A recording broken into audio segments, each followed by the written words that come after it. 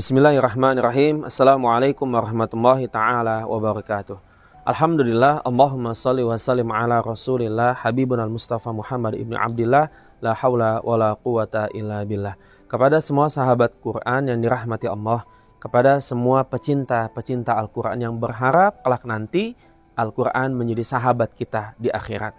Kesempatan malam ini melanjutkan kembali pada pembahasan kesalahan-kesalahan umum yang terjadi pada bacaan-bacaan yang sering kita baca, terkhusus pada bacaan surat-surat pendek. Dan pada malam ini kita akan membahas pada surah An-Nas. Ada yang menarik pada surah An-Nas. Surah An-Nas ini disebut sebagai surah yang menjadi sebuah obat. Ini menjadi sebuah terapi. Terapi apa? Terapi kesabaran. Obat untuk menjadi pribadi yang lebih sabar. Kenapa? Karena di dalam surah An-Nas ini kita dituntut untuk membaca dengan kesabaran, terkhusus pada titik-titik yang memang kita harus menahan dengan sabar, yaitu dalam hukum yang disebut dengan gunnah. Apakah gunnah itu?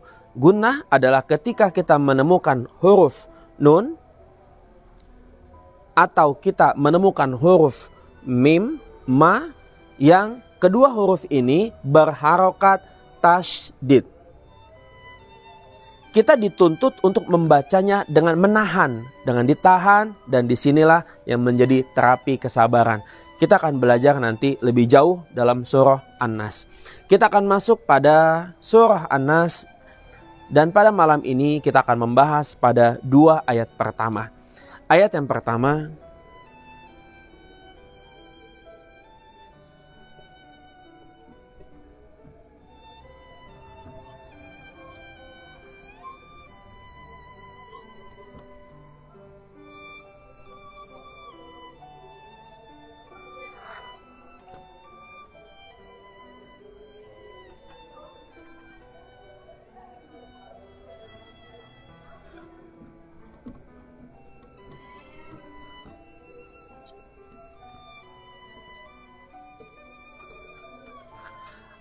ayat yang pertama yaitu Qul a'udzu birabbin nas.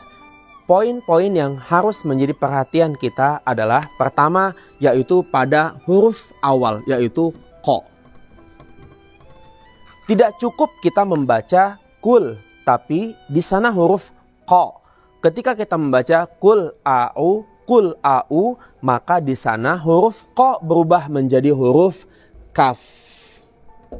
Padahal di sana adalah qa. Jadi seharusnya adalah qul. Ada getaran pada kerongkongan kita, qul, agar terdengar perbedaan mana huruf qa dan mana huruf ka. Yang berikutnya yaitu ini sudah pernah kita pelajari pada pembahasan at-ta'awudz, di mana ada huruf alif, ada huruf a yang berdampingan dan riskan sekali dengan potensi yang terjadi dua-duanya bisa menjadi huruf A atau dua-duanya bisa menjadi huruf A. Maka seharusnya adalah kita membaca dengan memberikan jeda atau spasi. A'u, qul a'u, qul a'u. Begitupun dzu sudah kita bahas pada pembahasan at-ta'awudz. Birab tasydid, dan ini yang kita maksud tadi di awal, bagaimana huruf na. Kita menemukan ada huruf na di sini dan huruf na berharokat tasydid, hukumnya disebut gunnah. Kita harus menahan bacaan. Qul a'udzu birabbin nas. Saya ulangi. Qul a'udzu birabbin nas. Kita tahan. Jadi tidak cukup kita membaca birabbin nas. Tidak, karena disitulah menjadi terapi kesabaran bagi kita menahan bacaan. Ayat yang kedua.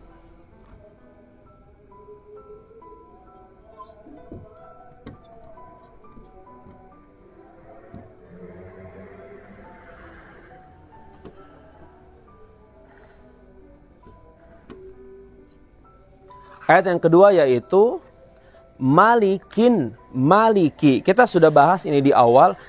Seringkali terjadi ada perubahan, ada kebingungan ketika ada orang yang akhirnya menyamakan maliki surah An-Nas sama dengan maliki punya surah Al-Fatihah. Padahal berbeda. Kemarin kita sudah bahas dalam suratul Fatihah disebut maliki maliki, maknya panjang.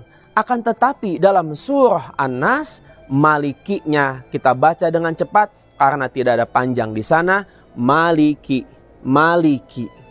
Dan kembali lagi pada hukum gunnah, An-Nas kita menahan dan semoga menjadi terapi kesabaran. Malikin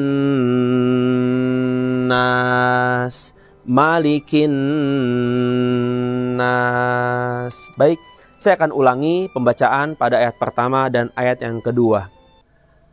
Qul a'udzu bi rabbin nas, malikin nas. Saya akan ulangi kembali yang terakhir. Qul a'udzu bi rabbin nas, malikin nas. Demikian para sahabat Quran yang dirahmati Allah. Semoga ilmu sedikit yang kita baca akan menjadi sebab Allah jadikan Al-Quran kelak nanti sahabat yang menemani kita di alam kubur dan kelak akan membawa kita pada surganya Allah. Terima kasih atas segala perhatian. Semua yang baik datang dari Allah Sang Maha Baik. Kebenaran hanyalah milik Allah. Adapun kesalahan, kekurangan dari diri saya sebagai manusia biasa. Pada akhirnya saya akhiri. Billahi taufiq wal hidayah wal inayah. Wassalamualaikum warahmatullahi ta'ala wabarakatuh.